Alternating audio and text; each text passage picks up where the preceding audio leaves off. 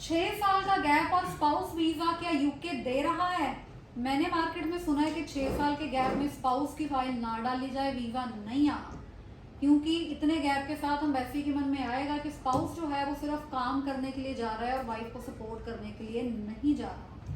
पर इन सारे मिथ्स को तोड़ते हुए मैं आपसे वो वीजा शेयर करूंगी जो इन सारी चीज़ों को टिक मार्क करता है। इनका गैप भी 6 साल का है और ये फाइल भी 6 साल के गैप के साथ स्पाउस के साथ डली और इनके वीजे लग चुके हैं। ये है मेरी मेन एप्लीकेंट और उनके spouse Jyoti and Ved Prakash ji, जिनका वीजा स्पाउस का लगा है। ज्योति जी बहुत बहुत मुबारक हो आपके इस वीजा के लिए।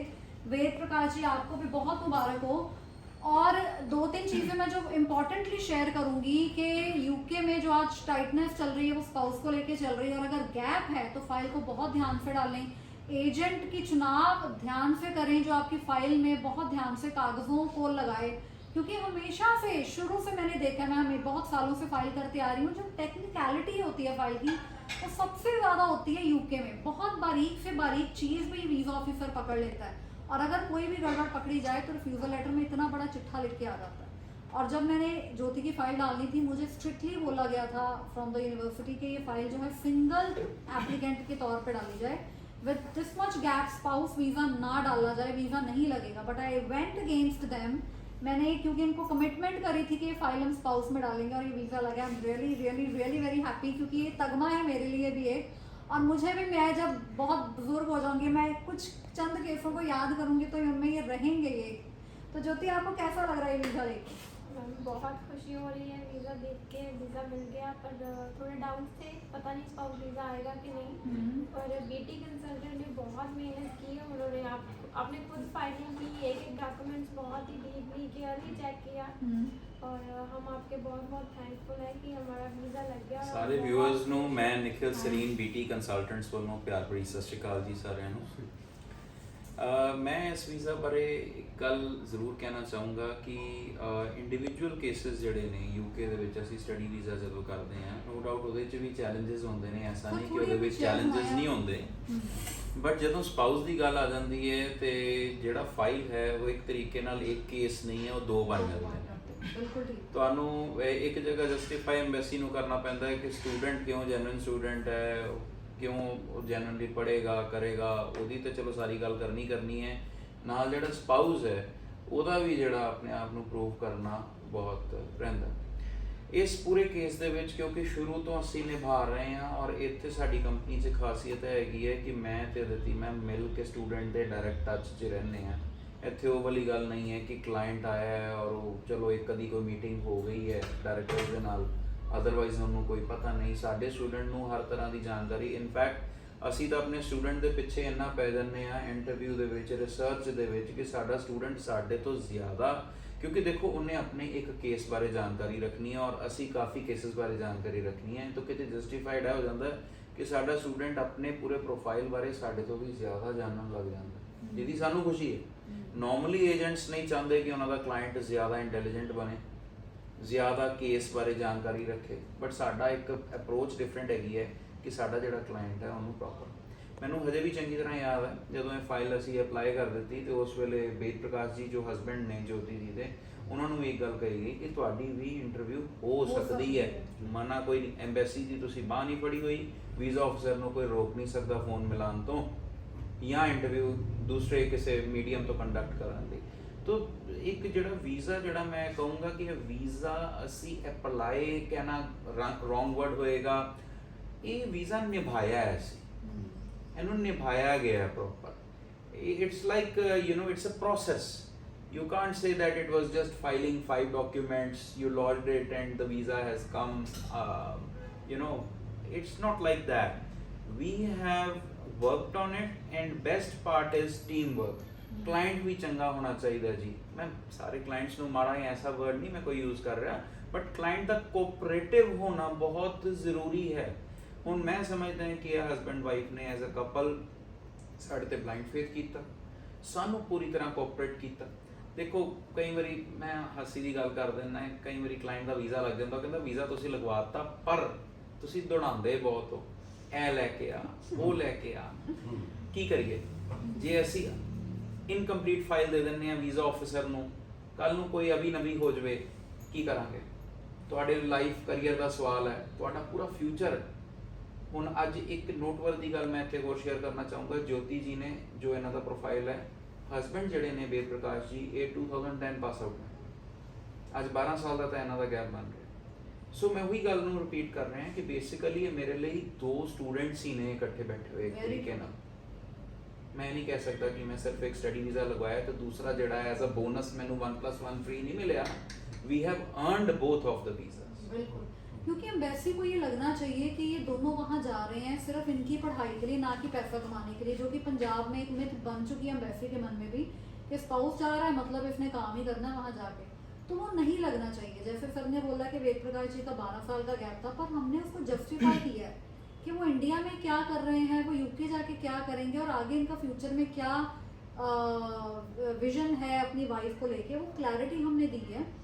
और एक और बात है कि इनसे जब सर ने बोला कि दौड़ाते बहुत है, वेद प्रकाश जी को भी बहुत दौड़ाया गया और आई थिंक आज उनको समझ आ गई है कि हमने क्या ਇੱਕ ਗੱਲ दौड़ाया है। ਮੈਂ वो ਹੋਰ बिल्कुल ਸ਼ੇਅਰ सही ਕਰਨਾ था। ਚਾਹੂੰਗਾ ਬਿਕੋਜ਼ ਇਹਨਾਂ ਦੇ ਨਾਲ ਮੈਂ ਡਾਇਰੈਕਟ ਟੱਚ 'ਚ ਰਿਹਾ। ਨਾਰਮਲੀ ਏਜੰਟਸ ਕੀ ਕਰਦੇ ਨੇ ਕਿ ਇੱਕ ਲਿਸਟ ਆਫ ਕੁਐਸਚਨਸ ਨੇ ਉਹ ਪਕੜਾ ਦਿੰਦੇ ਨੇ ਕਿ ਆ ਲਓ ਜੀ ਜੋਤੀ ਤੁਸੀਂ ਰੈਡੀ ਕਰਨੇ ਆ, ਹੁਣ ਤੁਸੀਂ ਯੂਨੀਵਰਸਿਟੀ ਦੀ ਇੰਟਰਵਿਊ ਤੁਸੀਂ ਕੱਢਣੀ ਹੈ, ਤੁਸੀਂ ਕਲੀਅਰ ਕਰਨੀ, ਤੁਸੀਂ ਜਾਣੋ ਤੁਹਾਡਾ ਕੰਮ ਜਾਣਾ। ਕੀ ਤੁਹਾਡੇ ਕੇਸ ਦੇ ਵਿੱਚ ਐਸਾ ਹੋਇਆ ਕਿ ਕੀ ਅਸੀਂ ਤੁਹਾਨੂੰ ਸਾਰੇ ਅੱਛੇ answers, possible answers, proper guidance, research ਕਿੱਥੋਂ ਕਰਨੀ ਹੈ, ਹਰ ਤਰ੍ਹਾਂ ਦੀ ਤੁਹਾਨੂੰ ਜਿਹੜੀ ਨੌਲੇਜ ਸ਼ੇਅਰਿੰਗ ਹੈ ਉਹ ਕੀਤੀ ਕਿ ਨਹੀਂ ਕੀਤੀ? ਹਾਂਜੀ ਹਾਂਜੀ ਸਰ, ਮੈਨੂੰ ਸਾਰੀ ਨੌਲੇਜ ਮਿਲੀ ਹੈ, ਮੈਨੂੰ ਗਾਈਡ ਕੀਤਾ ਗਿਆ ਪੂਰਾ, ਤੇ ਮੈਨੂੰ ਰਿਸਰਚ ਬਾਰੇ ਦੱਸਿਆ ਗਿਆ ਕੀ ਰਿਸਰਚ ਕਰਨੀ ਹੈ, ਤੇ ਬਹੁਤ ਤੁਸੀਂ ਮੈਨੂੰ ਮਤਲਬ ਪ੍ਰੈਸ਼ਰ ਕੀਤਾ ਹੋਇਆ ਸੀ ਕਿ ਰਿਸਰਚ ਕਰੋ, ਉਹਦੇ ਨਾਲ ਜ਼ਿਆਦਾ ਨੌਲੇਜ ਆਏਗੀ, ਤੇ ਮੈਂ ਉਹ ਕੀਤੀ ਵੀ ਹੈ ਤੇ ਮੇਰੀ ਇੰਟਰਵਿਊ ਕਲੀਅਰ ਵੀ ਹੋਈ ਯੂਨੀਵਰਸਿਟੀ। ਸਟੂਡੈਂਟਸ ਤੁਹਾਨੂੰ ਇੱਕ ਗੱਲ ਸ਼ੇਅਰ ਕਰੂੰਗਾ ਕਿ ਜਿਹੜਾ ਇਹਨਾਂ ਨੇ ਕੋਰਸ ਪੜਨ ਜਾਣਾ ਹੈ ਉਹਦੇ ਬਾਰੇ ਮੈਂ ਐਟਲੀਸਟ ਸਮਝਦਾ 40 to 50% ਰਿਸਰਚ ਕਰ ਚੁੱਕੇ ਨੇ, ਇੱਥੇ ਕਰ ਚੁੱਕੇ ਨੇ। ਇਹਨਾਂ ਨੂੰ ਪਤਾ ਹੈ ਕਿ ਇਹਨਾਂ ਨੇ ਕੀ ਕਰਨਾ ਉੱਥੇ ਐਗਜ਼ੈਕਟਲੀ। ਸੋ ਇਸ ਚੀਜ਼ ਨੂੰ ਮੈਂ ਇੱਕ ਰਿਸਪੌਂਸਿਬਲ ਕੰਸਲਟੈਂਟ ਦੇ ਤੌਰ ਤੇ ਆਪਣੀ ਇੱਕ ਅਚੀਵਮੈਂਟ ਸਮਝਦਾ ਕਿ ਸਿਰਫ ਵੀਜ਼ਾ ਪਾਸਪੋਰਟ ਪਕੜਾਣਾ ਨਹੀਂ ਹੁੰਦਾ, ਸਟੂਡੈਂਟ ਦੇ ਪੂਰੇ ਕੈਰੀਅਰ ਗਾਈਡੈਂਸ ਹੀ ਪ੍ਰੋਪਰ ਕੰਸਲਟੈਂਸੀ ਹੈ। बिल्कुल बिल्कुल सही बात ਉਸ ਤੋਂ ਬਗੈਰ ਸਾਡਾ ਰੋਲ ਇਨਕੰਪਲੀਟ ਹੀ ਮੈਂ ਮੰਨੂਗਾ, ਕੰਪਲੀਟ ਨਹੀਂ ਮੈਂ ਮੰਨਦਾ। वेद प्रकाश जी अब आप खुश हैं? जी मैम, मैं बहुत खुश हाँ जी। सब तो पहला मैं थैंकफुल हाँ जी निखिल सर का, अदिति मैम का ते पूरी बीटी टीम का जी। Thank you.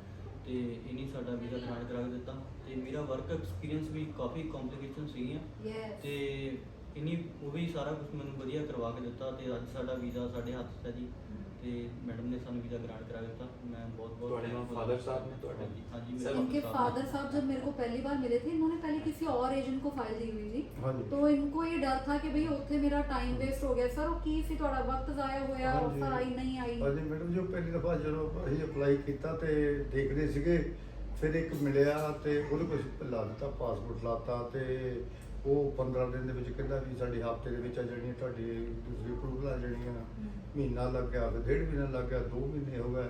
ਫਿਰ ਮੈਂ ਉਹਨੂੰ ਕਿਹਾ ਵੀ ਤੂੰ ਭਰਾਵਾ ਤੇਰੇ ਕੋਲ ਤੇਰੇ ਵੱਸ ਦੀ ਗੱਲ ਨਹੀਂ, ਤੇਰੇ ਕੋਲ ਤਾਂ ਉਹ ਵੀ ਨਹੀਂ ਆਈ, ਤੇ ਫਿਰ ਹੁਣ ਮੈਂ ਤਾਂ ਔਖਾ ਆਇਆ ਕੰਮ, ਤੇ ਤੂੰ ਮੈਨੂੰ ਨਾ ਆਪਣੇ ਜਿਹੜੇ ਡਾਕੂਮੈਂਟੇਸ਼ਨ ਨੂੰ ਨਹੀਂ ਗਾਈਡ ਨਹੀਂ ਕੀਤਾ ਸਾਨੂੰ। ਸਾਨੂੰ ਗਾਈਡ ਨਹੀਂ ਵਧੀਆ ਢੰਗ ਨਾਲ ਗਾਈਡ ਨਾ ਕੀਤਾ, ਨਾ ਸਾਨੂੰ ਕੋਈ ਦੱਸਿਆ ਕੋਈ, ਜਾਣੀ ਕਿ ਭੇਤ ਨਹੀਂ ਪੂਰਾ ਦੱਸਿਆ, ਪ੍ਰੋਪਰ ਨਹੀਂ ਦੱਸਿਆ ਸਾਨੂੰ, ਰਾਸਤਾ ਵਧੀਆ ਨਹੀਂ ਦੱਸਿਆ ਹੈਗਾ।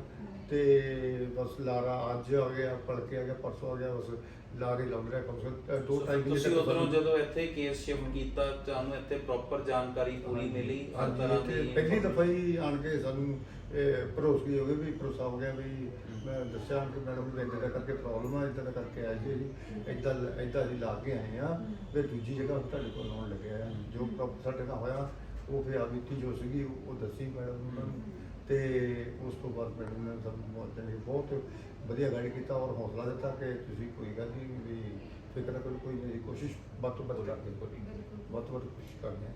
यूके 2000 मेरी कंपनी 2009 से यूके के वीज़े लगवा रहे हैं। इतने वीज़े जब 2009, 10, 11 में दौर था विदाउट आइल्स का, अपार बच्चा उस टाइम पे भी हमारी कंपनी से जा चुका है। तो उन गए हुए बच्चों का आज तक हम पे फेथ है कि बीटी ने जो फाइल डाली थी वो बहुत अच्छी डाली थी। हमारे गैप थे, हमारा स्पाउस था, तब हमने बच्चों के साथ भी यानी कि पूरी फैमिली वीज़ास भी बच्चों के लगवाए हैं, तो आज तक उनकी रेफरेंसेस हमें आती हैं। और मेरी कंपनी में जो अगर मेरे स्टूडेंट करंट जिन्होंने मेरे को फाइल लगाई हुई है, मैं आप सबको यही बोलूँगी कि मैं आपसे मिलूँ या ना मिलूँ, पर एक बात आप सब ध्यान देना कि अगर आप मेरी कंपनी से फाइल लगवा रहे हैं मेरे हाथों से फाइल जानी है और मुझे अपनी कंपनी में अप्लाई किए हुए हर बच्चे के डॉक्यूमेंटेशन खुद पता होती है। तो आप ये ना सोचें कि मेरे को मैडम कभी नहीं मिले, मेरी फाइल देख दे भी पे नहीं।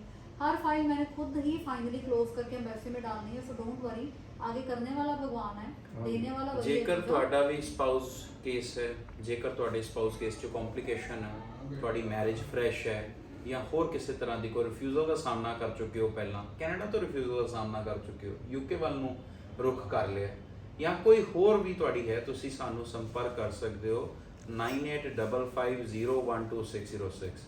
ਸਾਡਾ ਆਫਿਸ ਗੁਰੂ ਤੇਗ ਬਹਾਦਰ ਨਗਰ ਮਾਡਲ ਟਾਊਨ ਦੇ ਲਾਗੇ ਮੈਨਗਰੋ ਸੁਪਰਮਾਰਕੀਟ ਦੇ ਲਾਗੇ ਲੋਕੇਟਡ ਹੈ। ਤੁਸੀਂ ਸਾਨੂੰ ਸੰਪਰਕ ਕਰ ਸਕਦੇ ਹੋ ਸਾਡੇ ਜਿਹੜੇ ਮੈਂਸ਼ਨਡ ਨੰਬਰਸ ਦੇ ਵਿੱਚ। ਕਮਿਊਨੀਕੇਟ ਕਰੋ, ਕਮਿਊਨੀਕੇਟ ਕਰਨ ਦਾ ਕੋਈ ਪੈਸਾ ਨਹੀਂ, ਸਲਾਹ ਲੈਣ ਦਾ ਕੋਈ ਪੈਸਾ ਨਹੀਂ, ਤੁਸੀਂ ਗੱਲ ਕਰ ਸਕਦੇ ਹੋ, ਤੁਹਾਡੇ ਡਾਊਟਸ ਕਲੀਅਰ ਹੋ ਸਕਦੇ। ਜਦ ਤੱਕ ਤੁਹਾਡੀ ਤਸੱਲੀ ਨਾ ਹੋਏ ਅਪਲਾਈ ਨਾ ਕਰੋ। ਅਪਲਾਈ ਤਦ ਹੀ ਕਰੋ ਜਿਸ ਵੇਲੇ ਤੁਹਾਡਾ ਮਨ ਪੂਰੀ ਤਰ੍ਹਾਂ ਡਾਊਟ ਫ੍ਰੀ ਹੋ ਚੁੱਕਾ ਹੈ, ਕਿਉਂਕਿ ਡਾਊਟ ਫ੍ਰੀ ਆਓਗੇ ਨਹੀਂ, ਆਪਣਾ 100% ਨਹੀਂ ਦਿਓਗੇ, ਤੁਸੀਂ ਨਹੀਂ ਦਿਓਗੇ 100% ਤੇ ਅਸੀਂ ਕਿੱਥੋਂ ਤੁਹਾਨੂੰ 100% ਆਪਣਾ ਦੇ ਦੇਵਾਂਗੇ। ਬਾਕੀ ਦੇਖੋ, ਇੱਕ ਸਿੰਪਲ ਜੀ ਗੱਲ ਹੈ, ਅਸੀਂ ਤੁਹਾਨੂੰ ਲੀਗਲ ਗਾਈਡੈਂਸ ਦੇਣੀ ਹੈ, ਜੈਨੂਇਨ ਗਾਈਡੈਂਸ ਦੇਣੀ ਹੈ, ਤੇ ਜੋ ਚੀਜ਼ ਹੈ ਸਾਫ਼ ਸਪਸ਼ਟ ਤੁਹਾਨੂੰ ਕਲੀਅਰ ਦੱਸਣੀ, ਠੀਕ ਹੈ ਨੇ।